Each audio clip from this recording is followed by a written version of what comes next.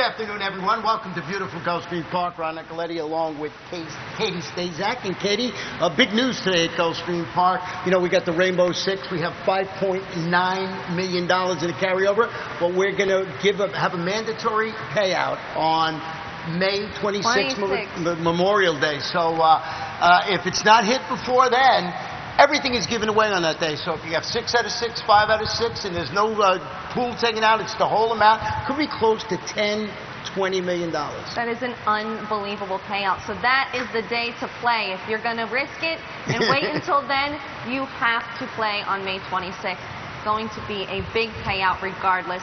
Huge money. Yeah, huge money. And as I mentioned today, going in, it starts in our race 4 today. There you see our carryover going in today, $5,952,000 plus. It'll be well over $6 million by the time the 4th race comes around. Absolutely. But we had a couple of long shots yesterday, so we also have a carryover in the Pick 5 today of $22,000. And if you're not aware of the Pick 5, it's the last 5 races of the afternoon, and it's only a 50-cent wager. It's very popular. And once we have, every time we have a carryover there, and you see the carryover, $22,930. Every time we have a carryover, a lot of people will play that. I'm guaranteeing that it'll probably be over $100,000 too. So lots of exciting stuff going on. And if you're not aware, the news is all around. My partner here graduated from the University of Miami yesterday. Congratulations, Kate. Thank you so much. It's all about the U. Always the Kane. Very proud to be an alumna now.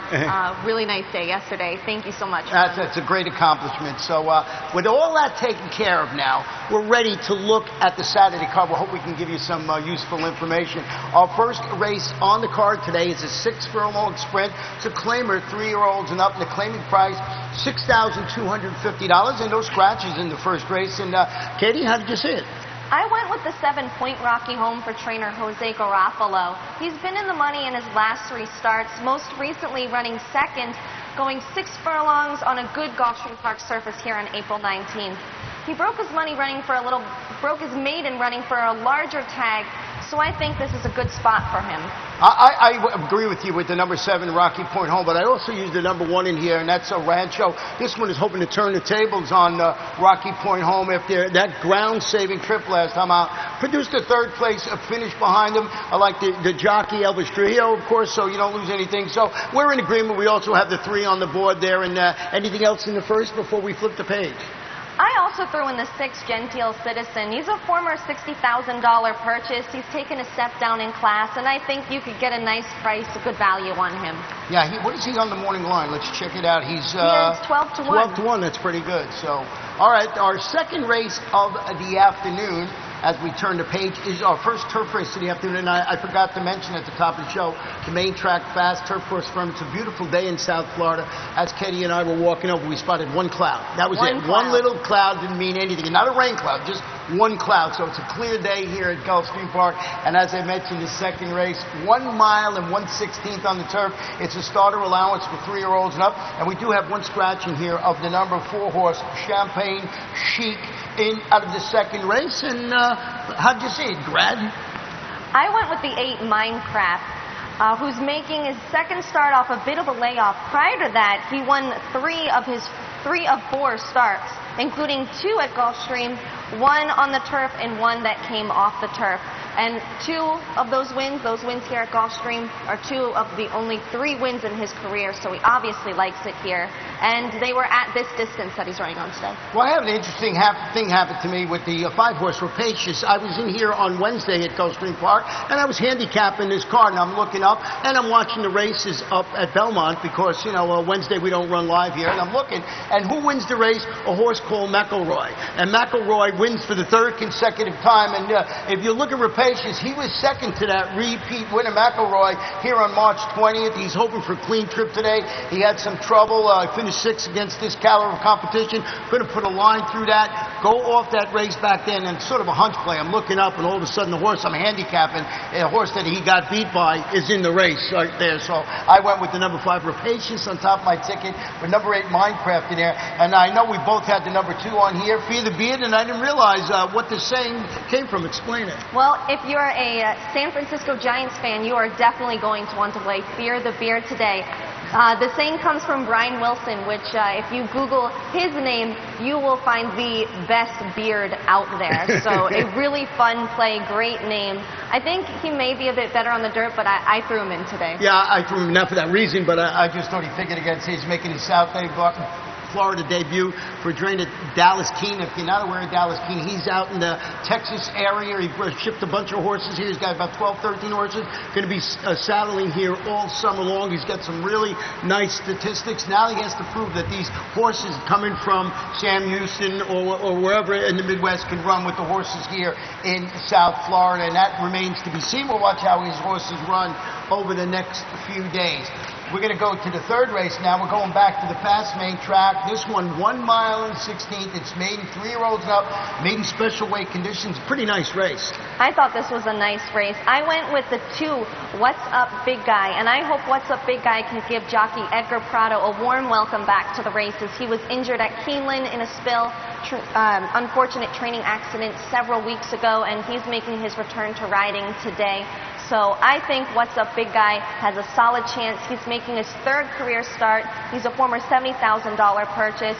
And he was 3rd behind a horse named Little Daddy in his debut, who was 3rd in the Cerber Stakes here last week. Yeah, Little Daddy, pretty nice horse. And the horse, What's Up Big Guy, was well meant when he first came out, his first start. I mean, there was whispers all over the track that he was going to be a good horse, and he certainly has been. He's been right there. But I flip-flopped it. I went with the number 1, Phoenix County, on top, stretching out around 2 turns. I really thought it was a promising 7-furlong debut.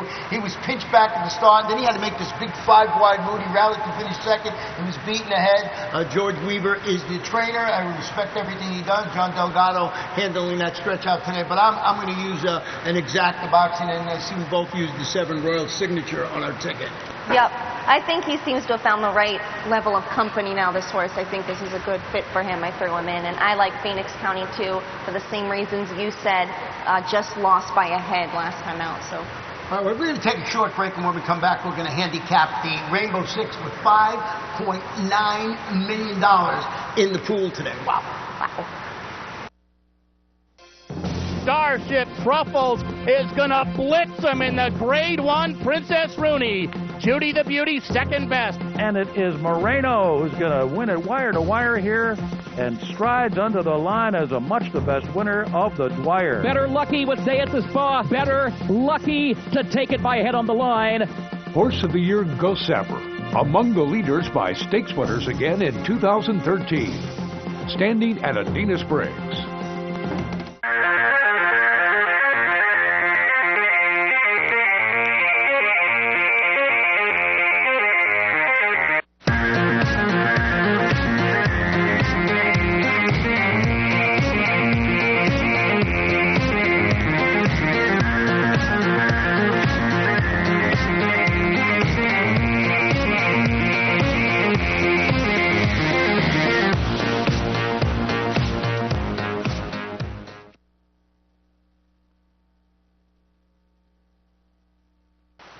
Welcome back for our 4th race of the afternoon. We were quacking like ducks before we were on the air. We know we got the Rainbow Six starting here in the 4th race. When you have a 9-race card, it's the last 6 races of the day. As we mentioned at the top of the show, going to be well over $6 million in the pool today, and if you happen to have that 1 live ticket, you can bring down the whole $6 million. And if that's not the case and it lasts till May 26th on Memorial Day, it is the mandatory payout could be $10-20 million in the pool. So we're going to try and give you some useful insights about this 4th race. And I know the horse you picked on top you wanted to show. It got in a little bit of trouble last time out. Yes, I want to show you a trouble trip from the 1, Little Daniela. Last time out, you want to look at the break of Little Daniela. She breaks slower than any other horse in this field. And Little Daniela likes to do her running near the front, so this just did not set her up well. You'll see she's absolutely rushed up to the front, has to even check a little bit right there, gets into some trouble. She's already run her race at this point and doesn't do well that day, but I think she's going to do well today. She's from the Carlo Vaccarezza stable. We know of Little Mike fame. And now that he's taken over training full-time, he's winning at a 20% clip in 2014. So I think that little Daniela is going to run much better today. Well, after that video watching it, I agree right there. But I did go with the 5 Starship Journey, defeated $50,000 maidens here at this distance. That was during the championship meet. Now she's getting some class relief today. She stalked the action, got steadied on the turn. She finished 9th. That was in the against $75,000 optional claimers dropping down today. I see we both have the 4 in there. Our girl, she gone. And here's an interesting thing. You'll see it on there. It's going on the crawl today. This horse did not run with blinkers last time out and not run with blinkers again. She ran a pretty good race last time. They did not have blinkers on, even though it says that in the racing form. Yeah, I went with those 2. My only concern with Starship Journey was that she hasn't run since March, so I was a little concerned having a little bit of time off. But I put her in there, and I like Our Girl She Gone as well. She's been in the money in her past 3 starts, so pretty consistent filly. Yeah, pretty consistent filly, and she should run well. And that was a pretty good debut on the turf. That was her first ever race on the turf. So a couple of interesting horses that you got to start your Rainbow Six ticket with, and then we'll go to the 5th race. Now we're going back to the main track for the 5th race. As we mentioned, the main track listed as fast. This is 1 mile starter, optional claimer, fillies 3-year-olds. The claiming level in here is $40,000, and the horse that is named probably after me, You Never Learn, is who I had on top of the ticket, number 6. But I know you went with the inside horse in here, Miss Emilia. I did. Emelina. I went with Miss Emelina. She broke her maiden last time out at Pimlico on April 5th. It was her 4th career start. She didn't race as a 2-year-old, so I think she's just a late developing filly and just starting to come into her own. She's coming off a bullet work here at Gulfstream on April 30th. She went 4 furlongs and 47-3, so that's pretty impressive. And I don't think distance is going to be a problem for this daughter of Big Brown. Well, we got our trifecta just flip-flopped. I'll tell you why. 6, You Never Learn, I put on top of my ticket. This one is stepping up the competition after notching her 2nd consecutive victory here and 3rd score locally. 9 previous races at Gulfstream with 3 wins, a 2nd and a 3rd. She shook off traffic on the backstretch last time out, and she defeated those $25,000 optional claimers by 5.5 widening lengths. And this is what I call the old horse for course play. Seems to really like Gulfstream Park, so put her on the tickets. But got the number 1, Miss Emelina, on the ticket for all the reasons you mentioned, and we both had the number 5, Bluegrass Genius. And speaking of a horse for course, You Never Learn, what caught my eye was that she's a daughter of Keyed Entry, and Keyed Entry loved it here at Gulfstream too. Won the Hutchinson and the Deputy Minister here in 2006 and 2007. That was a fun horse to watch. Really fast horse. See that? You get all that information here. Not only does this horse like the track, it's mommy like the track, so, or it's daddy. Daddy, I should say. 6th race, 6 furlongs. This is a maiden event, maiden claiming 3-year-olds and up. That claiming price, $12,500. 1 jockey change in here on the number 9, make the rider Jose Rios. And we both went with the number 7, Samurai Assault. I did go with Samurai Assault, though this was a pretty tough field to crack. This is a very competitive field, but I went with Samurai Assault because he just missed last time at Aqueduct, and he was bumped in the stretch, and he just gave in late, only lost by 3/4 of a length, so I was impressed by that performance. He's making his first start for trainer-owner Randy Persad, and he's been in the money in his last 3. Yeah, we're pretty much in agreement with the 3 horses in here, but you're right about this is a tough race to handicap. So when you're putting your Rainbow Six ticket together, here's a type of race where, you know, they're running at the maiden level of $12,500 that you might have to go a little deeper in your ticket. You know, if you like a horse earlier, like, you know, little Daniela or something like that, you might want to single a horse like that and use more horses in a wide open field like this. With that said, we both picked 7, 4, and 2 in there, so maybe there's something to be said for that. So we'll see how that 6th race shakes out this afternoon. And now we're going to, before we go to the 7th race, we also want to show you the finishing here. We've got a lot of little horses in here, and this is the finish of 2 horses actually in here, and that's Daring Kathy and Little Michelle. Yes, we have kittens, and now we have littles. This is a finish with 2 fillies that are going to be running in the Honey Rider today. Daring Kathy and Little Michelle. Little Michelle was leading the whole way, but then Daring Kathy runs right by her, and this was a really impressive finish for this filly. It was her very first start on the grass, and she won pretty impressively, so I think she likes this surface. She's 2 for 3 lifetime, and she beat Little Michelle, who I also really, really considered going within this race. So I like Darren Cathy. I put Darren Cathy on top, too. I really liked her performance last time out, stretching out to that mile in a 16th distance. After that, as you mentioned, impressive score on the turf.